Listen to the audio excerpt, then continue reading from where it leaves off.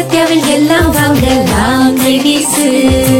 உங்கள் சத்யா அப்பவும் இப்பவும் எப்பவும் சென்னை அதிரடி கலெக்ஷன் சரவெடி செலிப்ரேஷன். தேசிய கைத்தறி கண்காட்சி 2025 அக்டோபர் 3ஆம் தேதி முதல் 17ஆம் தேதி வரை கலைவாணர் அரங்கத்தில். அனுமதி இலவசம்.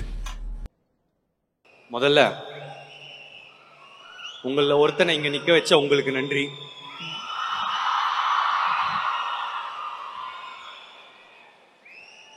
யூஸ்வலா யாரா பேரு மிஸ் ஆயிடக்கூடாதுன்னு சொல்லி லிஸ்ட் கொண்டு வந்திருப்பேன்.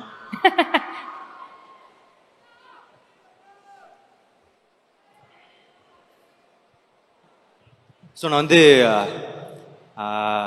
ஃபர்ஸ்ட் காஸ்ட்லேருந்து ஆரம்பிச்சிடுறேன்.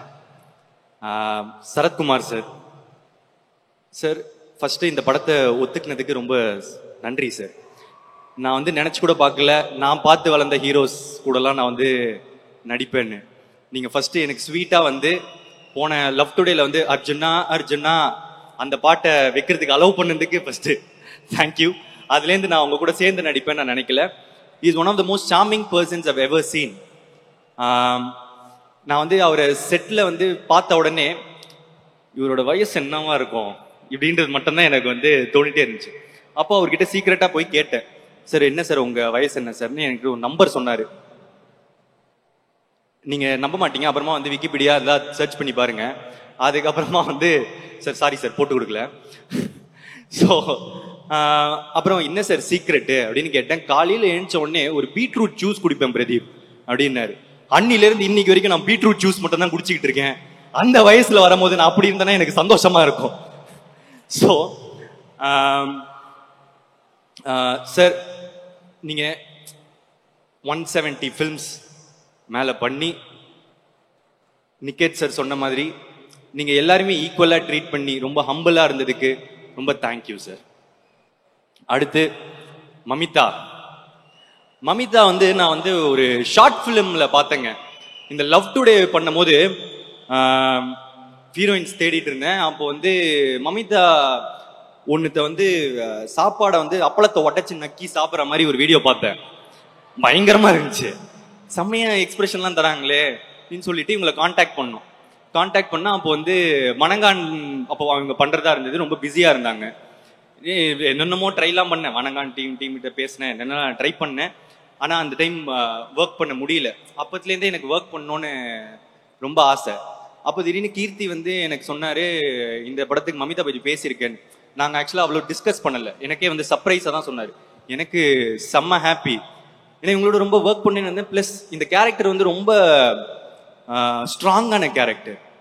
இது காமெடி பண்ணோம், எமோஷனல் சீன்ஸ் இருக்கு. நீங்க மமிதா இது வரைக்கும் பார்க்காத எமோஷனல் சைடு இந்த படத்துல பார்க்க போறீங்க. Extra ordinary performer. Neha Shetty வந்திருக்காங்களா இல்லையா? சரி, ஓகே, சேட் பட் ஸ்டில் ஒரு ஹீரோயின் வந்து ஒரு காமெடி பேஸ் இருக்கிற கேரக்டர் வந்து பண்றது வந்து கொஞ்சம் தயங்குவாங்க. ஏன்னா வந்து எங்கன்னா ஸ்டீரியோ டைப் பண்ணிடுவாங்களா அப்படின்னு நினைச்சு. அது அவங்க சொல்லி குத்தம் இல்லை, அது கரெக்டான வருத்தம் தான். ஆனால் அந்த மாதிரி கொஞ்சம் காமெடி டிஞ்சு இருக்கிற கேரக்டரை ரொம்ப மாசா அக்செப்ட் பண்ணாங்க. அண்ட் அவங்க இன்னும் தமிழில் வந்து இன்னும் நிறைய படம் பண்ணணும்னு ஆசைப்படுறேன். அண்ட் அடுத்தது சத்யா, அவரோட டேட்டே கிடைக்கல, தெலுங்கு ஆக்டர், பண்ணதுக்கு ரொம்ப தேங்க்யூ ஸோ மச். அண்ட் டிராவிடும் வரல நீங்க. சரி, டிராவிடோட நான் வந்து பெரிய ஃபேன், பரிதாபங்களோட பெரிய ஃபேன். நான் வந்து அடிக்கடி எல்லாம் உங்களை மாதிரியும் தான் நானும் பெரிய ஃபேனு.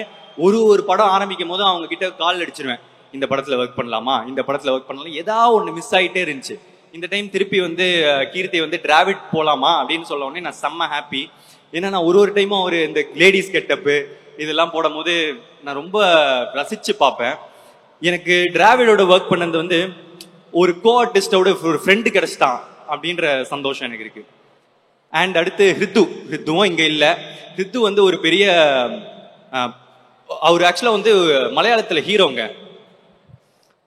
இதுல வந்து ஒரு கேரக்டர் பண்ணியிருக்காரு, காமெடி எல்லாம் பிரிக்கிறாரு. நான் எக்ஸ்பெக்டே பண்ணல ஆக்சுவலா அவர் அவ்வளோ நடிப்பாருன்னு. ஒரு படம் முடியும் போது எப்பவுமே எல்லாம் ஹாப்பி மெமரிஸா முடியணும் அப்படின்னு ஆசைப்படுவோம். ஆனா எனக்கு ரித்துவை பொறுத்த வரைக்கும் மட்டும் கொஞ்சம் சேட் மெமரி தான். ஏன்னா ஒரு ஆக்ஷன் சீன் அப்போ வந்து நான் தெரியாம அவரை அடிச்சிட்டேன். டைரக்டர் தெரியுமான்னு தெரியல. ஸோ தெரியாம வலிக்கிற மாதிரி அடிச்சிட்டேன். அவருக்கு வலிக்குதுன்னு தெரியாம சிரிச்சிட்டேன்.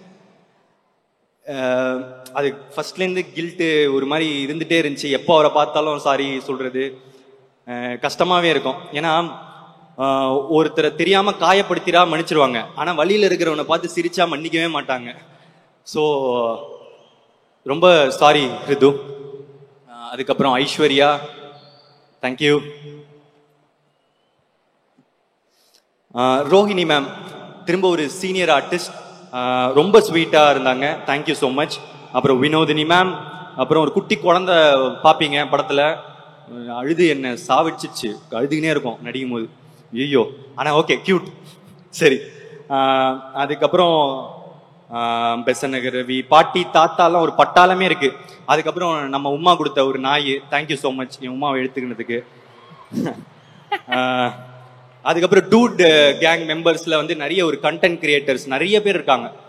அவங்க எல்லாருமே ரொம்ப டேலண்டடுங்க. நீங்க அந்த படம் பார்க்கும் போது அவங்க இன்னும் பெருசா போகணும்னு நான் ரொம்ப மனமார வந்து விஷ் பண்றேன்.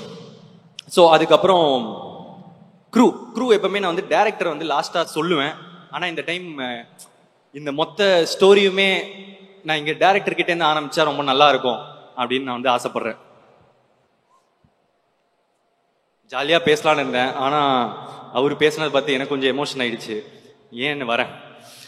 ஸோ நான் ஆக்சுவலாக வந்து லவ் டுடே படம் முடிச்சிட்ட பிறகு எனக்கு நிறைய கதை வர ஆரம்பிச்சுது.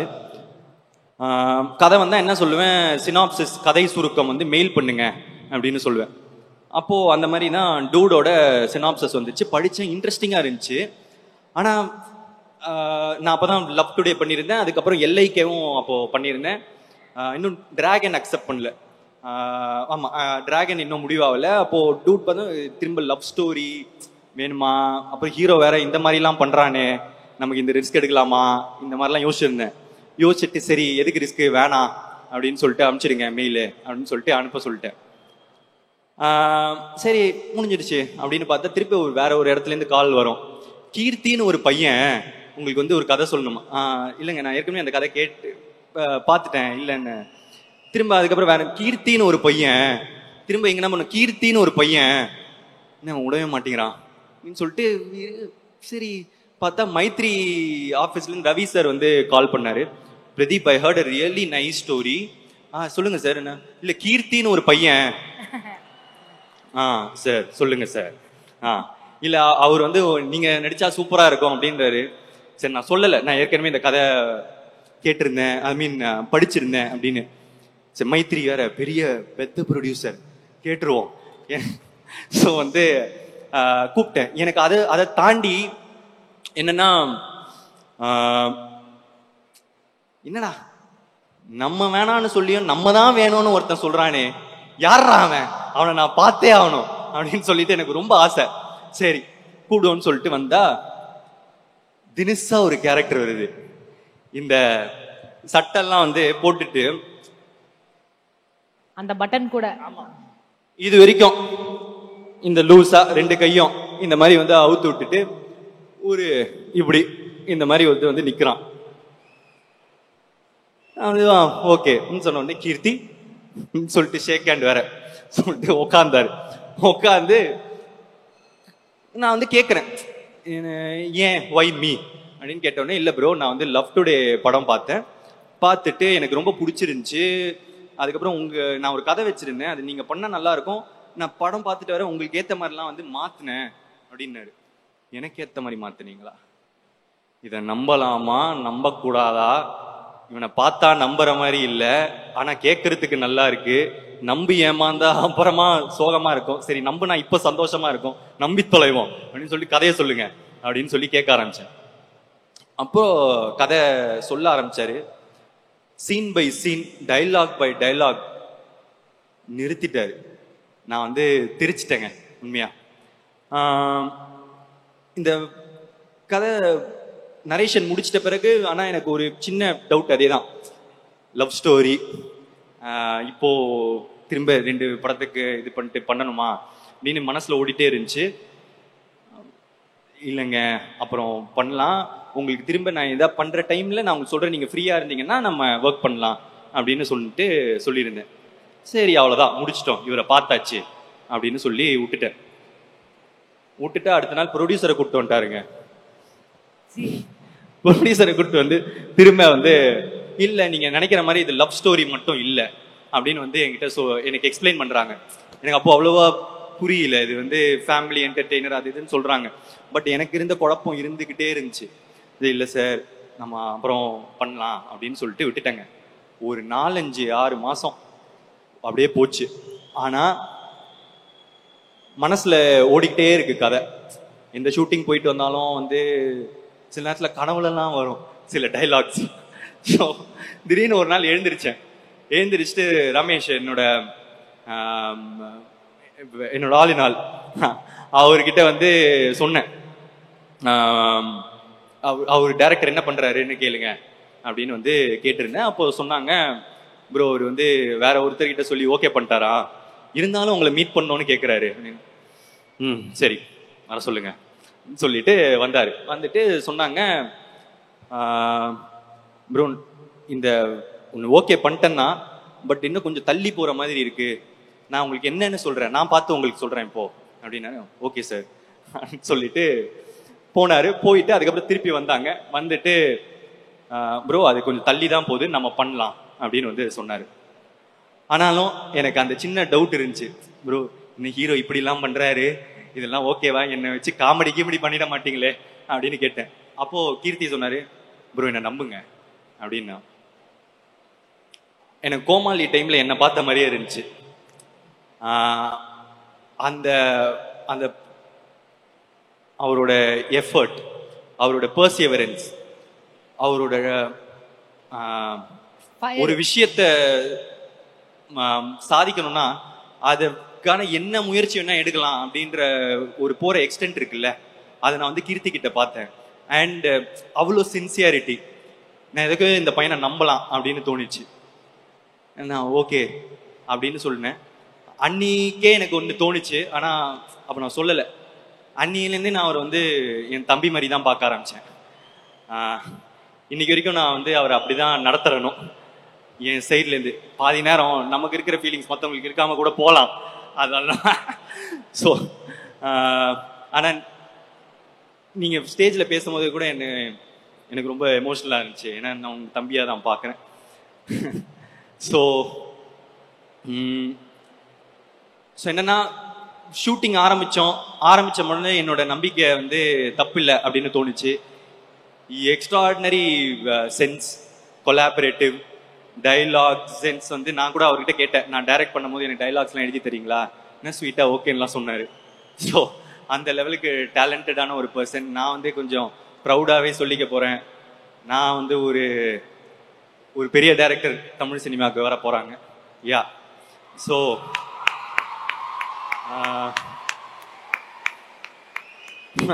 ஸோ இந்த மாதிரி நம்ம ஒருத்தரை ஃபர்ஸ்ட் டைம் பார்க்கும் போது அவங்கள பத்தி என்னென்னமோ நினைச்சிருப்போம்.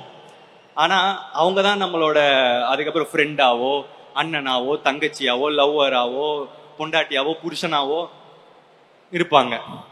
அந்த மாதிரி உங்க வாழ்க்கையில இருக்கிறவங்கள இந்த வீடியோக்கு கீழே டேக் பண்ணுங்க. இல்ல எப்படி இருந்தாலும் ஒரு 10 செகண்ட் தான் வைரல் ஆகும். ஸோ நானே சொல்லிடுறேன். ஸோ எஸ் கீர்த்தி. அடுத்து என்ன லிஸ்ட் படி ப்ரொடியூசரா தான் இருக்கும் வந்து சார். இவங்க வந்து ஒரு இந்த பாஷா மாதிரி தான்.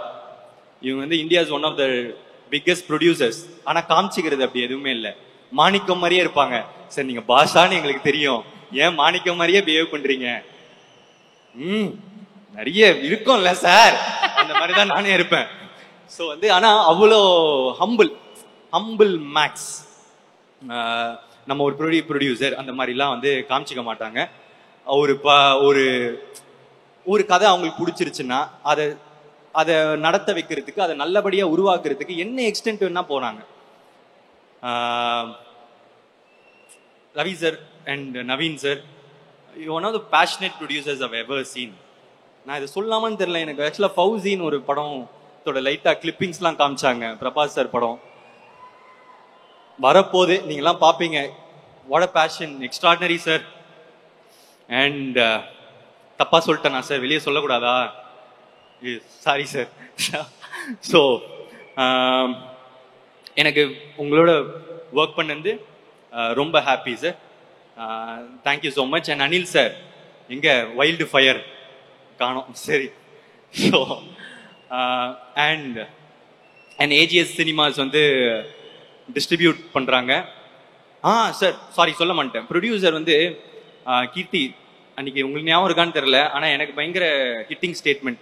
நீங்க இருந்துட்டு நான் வந்து அப்போ இல்ல சார் அப்படின்னு சொல்லும் போது, இந்த பையனை எப்படின்னா டைரக்டர் ஆக்கியே ஆவான் சார் அப்படின்னு சொல்லிட்டு தான் கிளம்பினாரு. அது இன்னுமே அதுதான் அவரோட ஒரு டெபியூட்டன்ட் பேக் பண்ணது வந்து எக்ஸ்ட்ராடினரி சார். அண்ட் ஏஜிஎஸ் என்னோட hat-trick. Aishwarya ma'am, Archana ma'am வரலையா, மிஸ் பண்ணுன்னு சொல்லுங்க. அகோரம் சாருக்கு வந்து ரொம்ப தேங்க்ஸ். தொடர்ந்து சப்போர்ட். நான் எவ்வளோ லக்கி பாருங்க, இந்த சைடில் ஒரு பிக் ப்ரொடியூசர், இந்த சைடில் ஒரு big producer. So throughout ரொம்ப இந்த ரிலேஷன்ஷிப் ரொம்ப ஸ்வீட்டாக போயிட்டு இருக்கு. இன்னும் தொடர்ந்து போவோம்னு நான் வந்து நம்புறேன். Thank you so much. And CEO Cherry sir, thank you. And DI Mango Post, thank you. And lyricist Vivek sir, உங்களோட ஒர்க் பண்ணணும்னு, உங்க ஒர்க்லாம் ரொம்ப பிடிக்கும் சார். ரொம்ப நாள் ஒர்க் பண்ணணும்னு இருந்தேன், இந்த டைம்ல அமைஞ்சிருச்சு. இன்னும் நிறைய ஒர்க் பண்ணணும்னு ஆசைப்படுறேன். தேங்க்யூ. பால் டப்பா, நான் வந்து யப்பா, நான் ஆக்சுவலா ஊரும் பிளேட் வந்து பால் டப்பா எழுதுனாங்க. நடுவில் இந்த அலையவ கலையவ இதெல்லாம் இருக்குல்ல, மோஸ்டா அவர்கிட்ட இருந்து எக்ஸ்பெக்ட் பண்ணாத ஒரு ஜோனா இருந்துச்சு அது. அவருக்கு அது பயங்கர impressive work. Thank you Paal Dabba. And Aadesh Krishna and Semvi, இதில் பார்த்துருந்தீங்கன்னா அந்த ஜாக்கி ஜான் மந்திரம் வந்து யூஸ் பண்ணியிருப்பாங்க. யுமோ பபி போ, யுமோ பபி போ. ஆமாம். ஸோ அது வந்து அந்த ஐடியா வந்து செம்வி தான் கொடுத்தாங்கன்னு வந்து எனக்கு கேள்விப்பட்டேன். யா ஸோ வந்து very very nice idea. And Tippu sir, நல்லா இருப்போ, super sir. And this song is underrated, but still பார்ப்பீங்க, படம் ஹிட் ஆகிட்ட பிறகு இன்னும் அடிச்சு தூக்கும். So thank you Mohit Chauhan sir, Sai Abhyankar sir, Smriti, Paal Dabba, Deepthi Suresh, பெபுமிகா அண்ட் அனுஷா. என் ஆட வச்சதுக்கு ரொம்ப thanks. I love you. And stunt வந்து Yannick Ben and Dinesh Subbarayan பண்ணியிருக்காங்க. கொஞ்சம் வித்தியாசமான ஸ்டண்ட்ஸ் இருக்கு. அண்ட் என்னோட சேஃப்டி ரொம்ப என்ஷூர் பண்ணதுக்கு ரொம்ப தேங்க்ஸ். ஏன்னா கொஞ்சம் ஒன் டேக் அண்ட் கொஞ்சம் ரிஸ்கி ஷார்ட்ஸ்லாம் இருந்துச்சு. Thank you so much. And DOP Niketh பூமி ப்ரோ, ஒரு தடவை மிஸ் ஆச்சு, ஆனால் 2 தடவை பண்ணிட்டோம். லவ் டுடே ட்ரை பண்ணேன், நடக்கல. ஆனால் இப்போ அதுக்கு சேர்த்து வச்சு டிராகன் டூடுன்னு தொடர்ந்து பண்ணியிருக்கோம். நான் சொல்ற மாதிரி you're an very rare combination of a talent and gentleman. திரும்ப திரும்ப அதான் சொல்றேன், அது ரொம்ப கஷ்டம். Love you, thank you so much. Extraordinary work. And Bharath editor, இதுதான் நம்மளோட ஃபர்ஸ்ட் கொலாபரேஷன். எக்ஸ்ட்ராடினரி ஒர்க் இந்த மூவி. ட்ரெய்லர் தெரிச்சிட்டீங்க. Super, thank you so much. Looking forward. And Sai Abhyankar, மடிச்சிட்டேன், எனக்கு கொஞ்சம் பேச டைம். ஸோ கட்சி சேரன்னு ஒரு பாட்டு வந்திருந்தது. அப்போ திரும்புகிற இடம்லாம் அந்த பாட்டு தான், அப்புறம் ஸ்டெப்பு தான். ஸோ இது போயிட்டே இருந்துச்சு. அப்போ கீர்த்தி வந்து கேட்டார், யார் மியூசிக் டைரக்டர் போகலாம் அப்படின்னு சேர்க்கும் போது நான் சொன்னேன், சாயின்னு ஒரு அந்த கட்சி சேர பையன் எப்படி அப்படின்னு சொன்னோம்.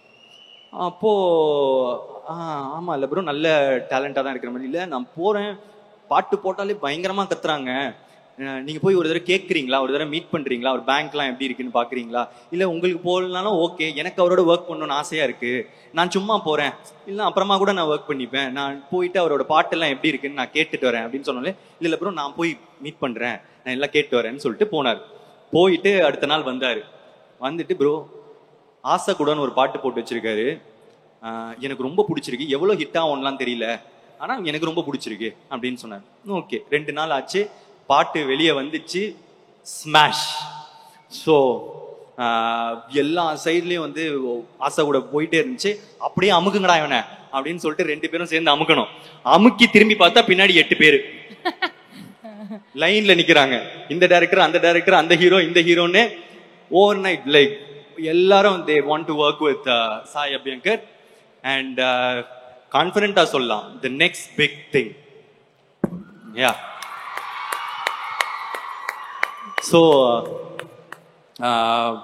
ரொம்ப நல்ல பாட்டு. நான் சொல்லணும் இல்லை, ஆல்ரெடி ரிலீஸ் ஆயிடுச்சு, ரிசப்ஷன் கிடைச்சிருச்சு.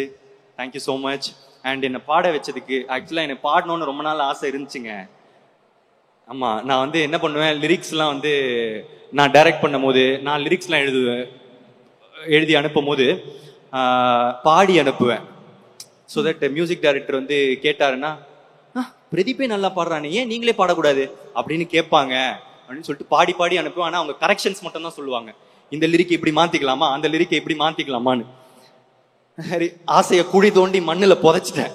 சரி, நமக்கு வராது, சரி இது நடந்தா யாருக்கு லாபம், யாருக்கும் லாபம் இல்லை, யாருக்குன்னா யூஸ் இருக்கா, உனக்கு மட்டும் ஏன்டா இப்படி சுயநலவாதியா இருக்க அப்படின்னு சொல்லிட்டு என் ஆசையை வந்து குழி தோண்டி புதைச்சிட்டேன். குழி தோண்டி புதைச்சதுல இருந்து அந்த குழியை தோண்டி திடீர்னு கூப்பிட்டாரு கீர்த்தி. 2 பேரும் அட் அ டைம் கால் பண்ணாங்க. கால் பண்ணி ஒரு பாட்டு பாடுறீங்களா அப்படின்னா, ஓகே அப்படின்னு சொல்லிட்டு டிக்னிஃபைடா பிஹேவ் பண்ணேன். உள்ளுக்குள்ள சொல்லிட்டு பயங்கர ஹாப்பி. ஆனா நம்ம ஹாப்பினஸ் எங்க காமிச்சிட்டா அதுக்கப்புறம் நம்ம பாடி சரியா இல்லைன்னா அவங்களுக்கு வந்து மாத்துறதுக்கு வாய்ஸ் கஷ்டமாயிடும். அவ்வளவு சந்தோஷம்லாம் பட்டாரு, இப்ப அவரை கூப்பிட்டு நீங்க உங்க வாய்ஸ் நல்லா இல்ல மாத்திடலாம் அப்படின்னு சொன்னா சோகப்படுவாரு அப்படின்னு சொல்லிட்டு நான் கொஞ்சம் காமா வச்சுட்டேன். ஸோ அதுக்கப்புறம் ரெக்கார்டிங் போனா அவ்வளோ ஸ்வீட்டா எனக்கு சொல்லி கொடுத்தாங்க. என்ன வேணும், ஏன்னா நம்ம ஒரு புது விஷயத்த கத்துக்கும் போது ஒரு ஸ்வீட்டான டீச்சரும் நல்லா பாஸ் பண்ணிடுவான்னு நினைக்கிற பிரின்சிபலும் இருந்தாலே போதுமே. ஸோ ஜாலியா அந்த 4 மணி நேரத்தை நான் வந்து என்ஜாய் பண்ணேன். பயங்கரமா இருந்துச்சு, டோபமைன் ஹிட்டு. ஸோ வந்து ரொம்ப சந்தோஷமா என்ஜாய் பண்ணி thank you for giving me this opportunity, Sai and Keerthi.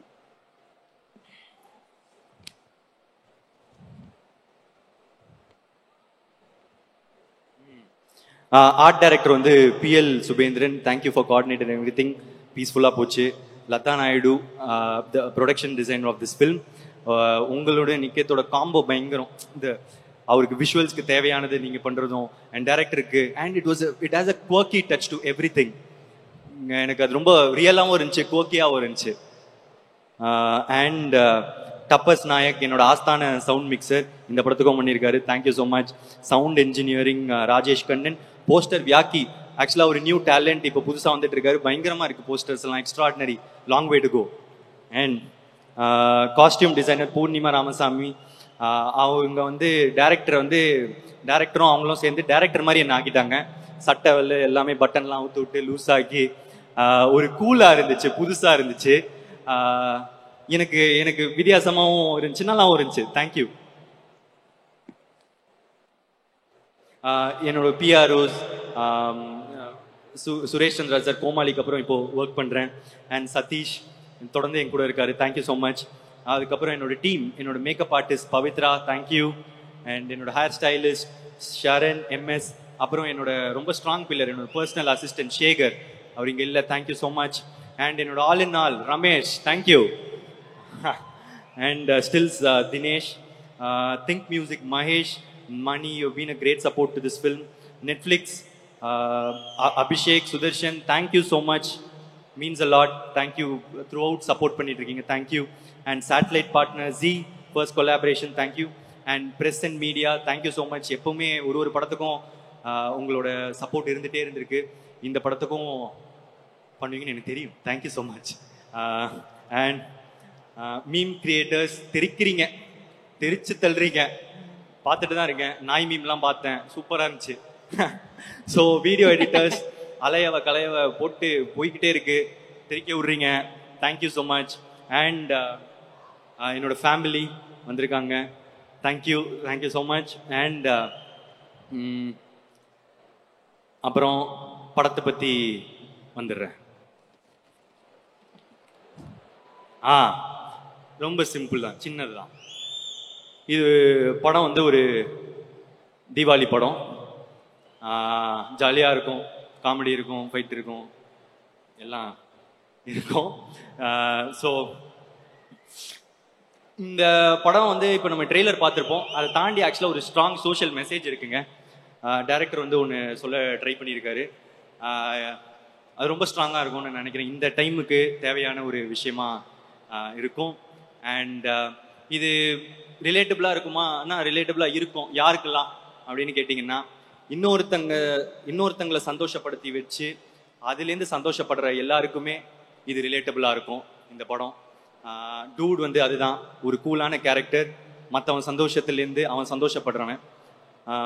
So பாருங்க, ஃபேமிலியோட பாருங்க. தீபாவளிக்கு ரிலீஸ் ஆகுது, ஜாலியாக இருக்கும்னு நினைக்கிறேன், என்ஜாய் பண்ணுவீங்க.